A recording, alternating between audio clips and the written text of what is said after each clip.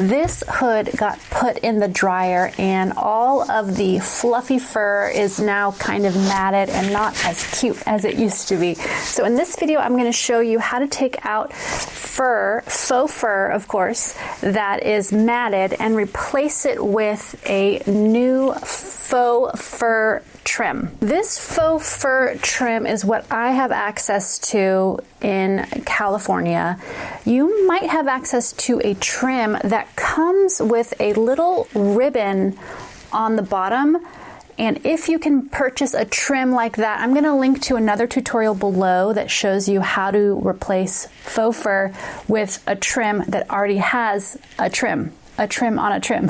But in this tutorial, I'm going to show you how to work with a trim like this that is just faux fur and no ribbon to sew with. So let's go. You don't need a ton of supplies for this project. You do need a seam ripper and a sewing machine, and then you also need enough trim to replace the original trim. So you can take a rough measurement of your trim and then purchase that amount and a little bit extra for hemming the edges over here. And the very first thing to do is to take out the old trim. So you're going to want to look around on your jacket and see what the easiest spot will be to get in between the layers, and then you're just going to want to make a hole right there, and you're going to want to work carefully with this exterior fabric because it's well, it's pretty delicate. So I think I'm going to just start seam ripping right around here. I can see a couple of stitches between the faux fur and the jacket. And I'm really going to take my time with these first stitches in order to get a nice little opening. Okay, once you start to make a hole, you can kind of start to see how it's pieced together. So I can see that there's another row of stitches I need to get to. So I'm going to go ahead and seam rip and get rid of this first row of stitches really carefully, and then I'll be right back. I also want to point out that if you can work from the inside in your seam ripping rather than the outside, you should, because that way if you have a little mistake, it'll be on the inside of the hood or the jacket versus the visible side. In this situation, it's a little tricky to find those stitches on the inside because this is really fluffy. So I'm going to keep working on this side of the jacket. But if you can, you want to work from the inside out. Okay, I finished getting out one row of stitches, and now I can kind of peek between and see what I need to do next to fully separate this from the hood. And I can see that there are some more stitches that I'm going to be pulling out in the next round. I also want to point out that while you are taking apart the faux fur, you want to try to get a sense for how they sewed it in. Since there's no obvious top stitching here, and this stitching is not really a top stitch, it's more of like a decorative thing. My guess is that they had this hood, the whole thing turned inside out, and then sewn up, and then turned right side out, and that they were using this opening here where the zipper is for the last stitch. So we'll get to that, but I just want you to maybe take a look and try to get a feel for how it's constructed. Okay, I got one side of the hood totally separated from the worn out faux fur. So now I just need to get the faux fur off of the liner part of the hood. So I am going to keep seam ripping along this edge. I'm almost done getting this completely off of the hood, and I just want to make a note of the tip here.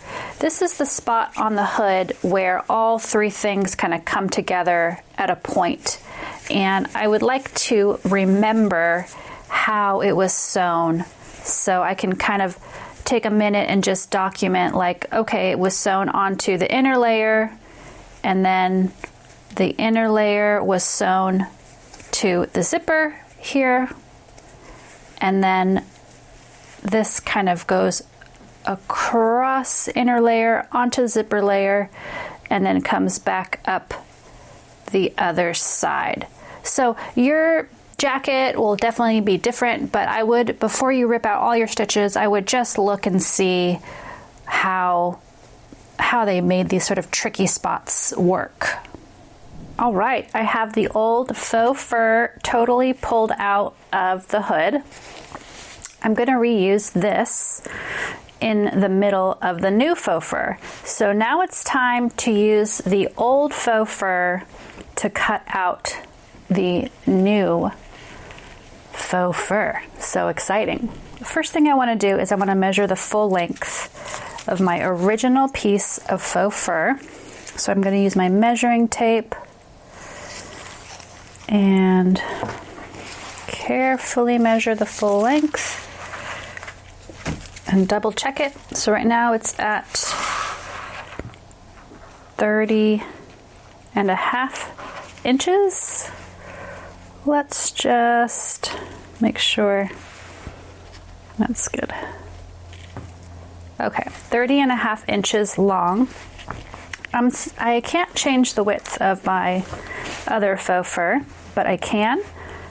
So it's a little bit more narrow, that's okay. I'm gonna go ahead and cut it down to 30.5 inches. So I'm gonna, again, use my measuring tape and some chalk and go ahead and mark and show you how to cut.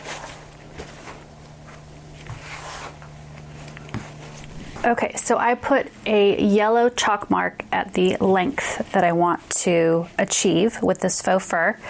And a tip that I saw online was to actually cut through your faux fur from the back and just cut through the fabric, and that leaves you with less mess. But I'm not just going to cut this at a straight line. I'm going to try to recreate this curve so that where the faux fur ends, there's not a ton of bulk on the hood of the jacket.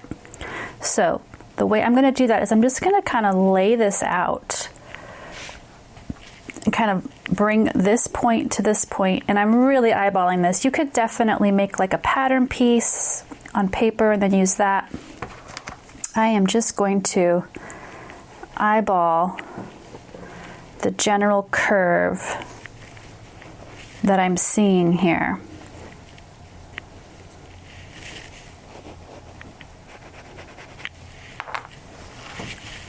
Okay, so hopefully you can kind of see that general curve. I'm going to do the same thing on the other end of the faux fur. So again, I'm going to use my original piece and I am just going to roughly trace that curve onto here. Okay, so here is my curve and my on the other side and over here. And I have not done this yet. This is totally new for me. So I'm actually going to do sort of a practice cut above here and just kind of test out and see how this works. So I have this little X-Acto knife, and I am just going to see what it's like. Oh yeah, that totally works. Okay, so this is my practice cut. Getting a feel for the X-Acto knife. Look at that, so beautiful. Okay, so now I'm going to take my X-Acto and I am going to carefully follow this. I'm pushing through the fabric. I might have to stab it. And now I'm not going with the grain. Whoa, there we go, careful. Okay, so I got things started and I'm just gonna kind of take my time and then finish cutting here. Okay, looks good. Not a ton of fur. Okay. And then once this side is done, I'm going to go around and do the same on the other end. Okay, so now I'm ready to join the faux fur onto the hood. But if you remember, I need to figure out how I want to close it all up. So if I just sew the faux fur right sides together like this, I won't be able to turn my hood right side out. So I am going to create an opening in this seam, and I'm going to create one that's probably about 5 inches wide so that I can turn the whole hood right side out through that opening. Hopefully that works. I haven't done this yet, so I am learning with you. So I'm going to go ahead and do a little seam ripping. Okay, I finished seam ripping a spot along this seam so I can turn my hood right side out.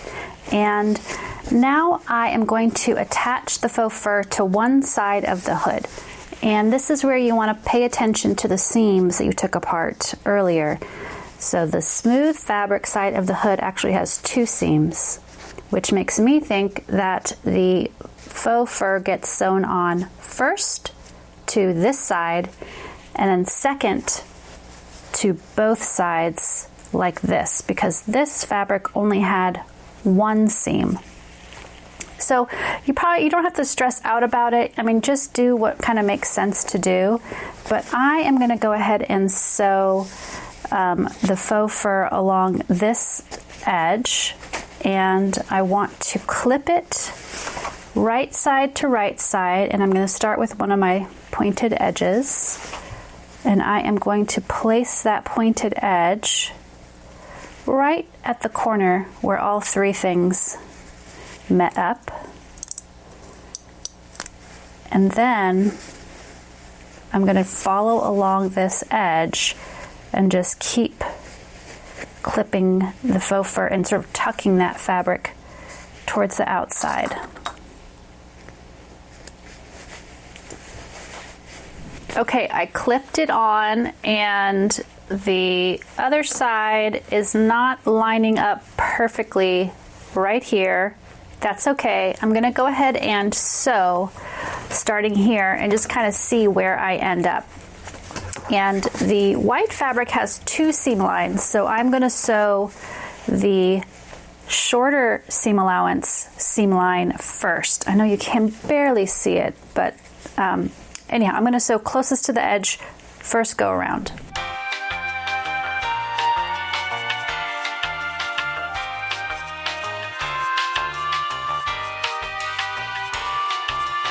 Okay, I did a first go round attaching it, and like I said, my measurement is off because this is way longer than it needs to be.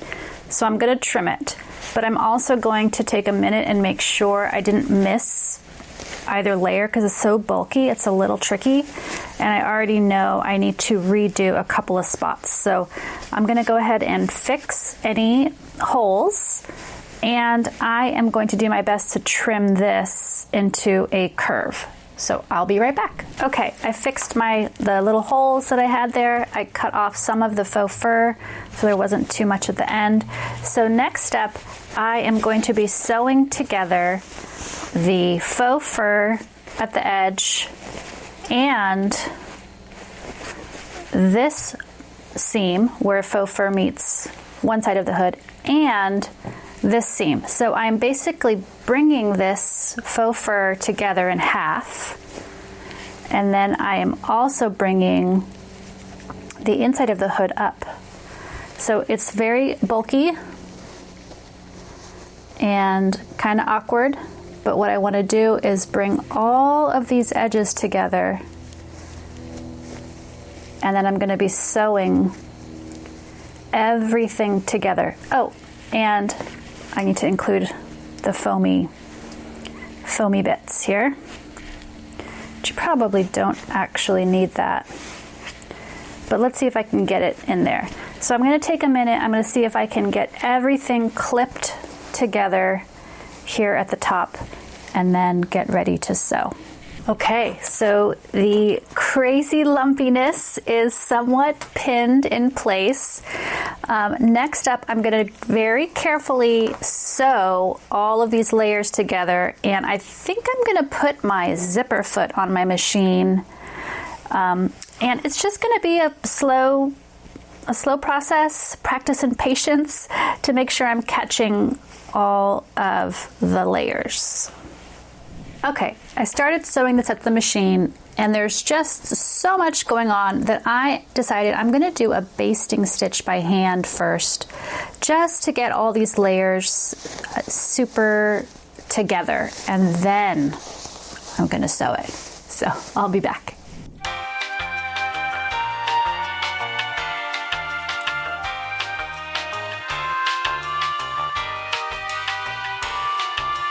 Okay, I finished the basting stitch around this edge, and before I go to the machine, I'm just going to turn this right side out and make sure that I am more or less on target.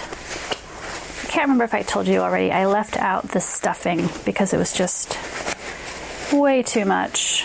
So let's just see how this is looking. Woo! I'd say it looks awesome so far. Okay, I am going to turn it wrong side out again, and then I am going to sew over my basting stitches. So I'm going to do that carefully and slowly, and then I'll be back.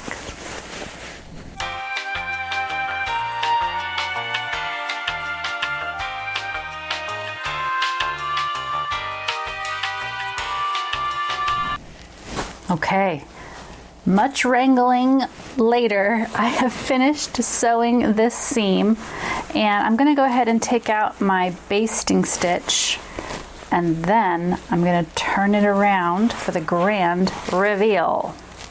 All right, so I'm just going to find my little opening and then gently turn this thing right side out and hope it looks better than before.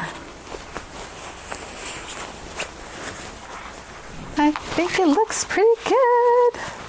I'm going to definitely check my seam and make sure none of my basting stitches are visible, because it was actually kind of hard to get them all pulled out again. So I'm just going to take a moment and take a look at everything. Looks good. I didn't quite line up with the original seam, but I don't think that's going to be very noticeable. I'd say it's pretty good, considering I've never worked with faux fur before. Okay, so the last thing to do to finish up this hood repair is just to sew the opening closed. And once again, I think I'm going to do a little basting stitch to get these layers lined up really well. So just by hand, just sew them together, and then I'll take it to the machine and finish it up. So I'll be right back. Okay, I sewed right over the opening. I'm going to get my basting stitches out, and then it's finished. It's finished! The hood is back in action, ready for use, and I hope this video helps you get your faux fur fixed. If you're looking for more tutorials on how to fix things, I am linking to a playlist right here.